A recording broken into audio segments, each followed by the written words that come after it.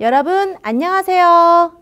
전래동화 속 숨은 과학 이야기를 찾아서 들려줄 김성경 선생님이에요.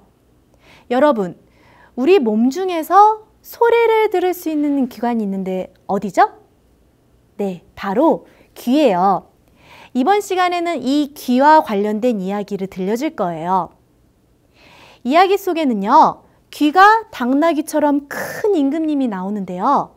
그럼 어떤 내용인지 한번 들어볼까요?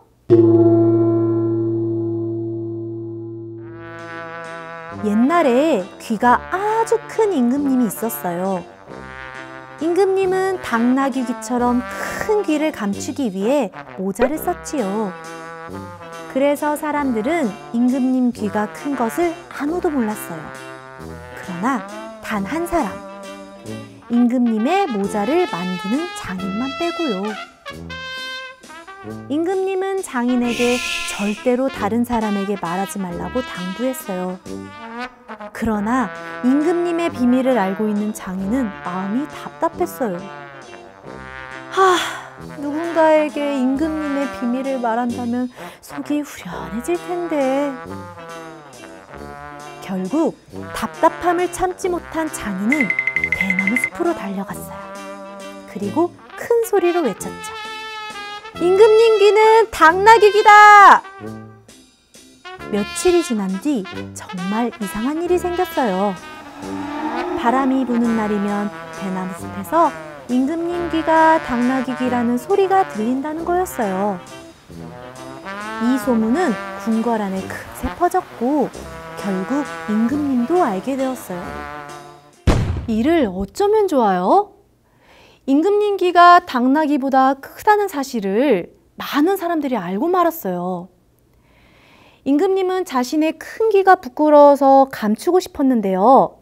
사실 이 귀는 굉장히 소중한 기관이에요. 만약에 이 귀가 없었더라면 우리는 소리를 듣지 못했을 거예요. 그렇다면 우리는 어떻게 소리를 들을 수 있는 걸까요? 귀는 바깥귀, 가운데귀, 속귀로 나누어져 있어요. 이때 밖에서 들리는 소리는 귓바퀴에서 모여 귀 속 귀를 따라서 고막이라는 얇은 막에 도착하게 돼요. 도착한 소리는 고막을 흔들고 이 고막이 흔들리면서 고막에 연결된 청소골이라는 아주 작은 뼈도 흔들리게 돼요. 그리고 더 나아가 달팽이관에 연결된 청각신경을 자극하고 이 청각신경을 통해 뇌로 전달되면서 우리가 소리를 들을 수 있는 거예요. 화가 난 임금님은 소리쳤지요. 이런 고얀 대나무를 봤나? 여봐라! 당장 대나무들을 태워버려라!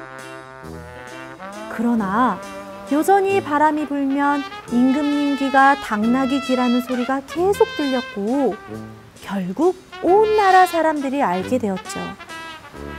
임금님은 할 수 없이 모자를 훌러덩 벗었어요. 내 귀가 이렇게 큰 것은 백성들의 이야기를 많이 들으라는 뜻인가 보다. 임금님은 큰 귀로 백성들의 근심과 걱정을 들으며 나라를 다스렸어요. 백성들도 커다란 임금님의 귀를 사랑하며 행복하게 살았답니다. 이야기는 재미있게 들었나요? 이야기 속에서 임금님은 결국 자신의 큰 귀를 인정하고 모자를 벗어 던져버렸는데요. 그리고 백성들의 말에 귀를 기울이는 그런 훌륭한 임금님이 되셨어요. 그렇다면 과연 임금님처럼 귀가 클수록 소리를 더 잘 들을까요? 그렇지 않아요.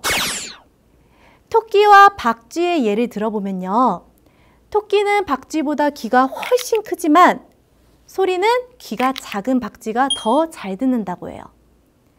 즉 다시 말하면 귀가 크다고 해서 소리를 더 잘 듣는 것도 반대로 귀가 작다고 소리를 못 듣는 것도 아니라는 거죠. 그러나 이야기 속에서 임금님 귀를 당나귀 귀처럼 크게 표현한 것은 어쩌면 백성들의 말에 하나씩 귀를 기울였으면 하는 우리 조상들의 마음이 담긴 것은 아닐까요? 퀴즈를 통해 오늘 배운 내용을 정리해 볼까요? 첫 번째 문제. 귀로 소리를 들을 수 있는 이유는 귀 속으로 들어온 소리가 고막과 청소골을 진동시켜 청각신경을 자극하기 때문이다. 정답은 O, 맞아요. 두 번째 문제. 귀가 클수록 소리를 잘 듣는다? 정답은 X, 아니에요. 박쥐는 토끼보다 귀가 훨씬 작지만 소리를 훨씬 더 잘 들을 수 있어요.